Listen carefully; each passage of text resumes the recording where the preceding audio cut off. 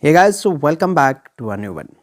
So today in today's tutorial we learned how to find out how to see or how to watch the background active apps on your mobile on your Android device.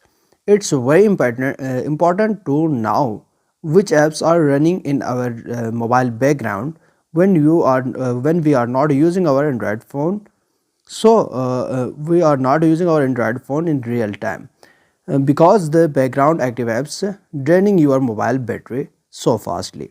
So if you want to find out, if you want to know the background active apps, how you can know that, I will show you some simple steps. But first of all, do subscribe to our channel and like the video if this tutorial helps you. If you want to know background active apps, you just need to come on your mobile home screen. Okay, once you come to your mobile home screen, then click on recent tabs, and here on the top left corner you can see one active in background. Just click here.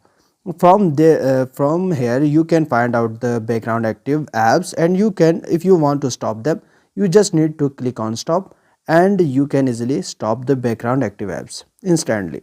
So I hope this short video is helpful for you. So don't forget to like, comment, share, subscribe. Goodbye.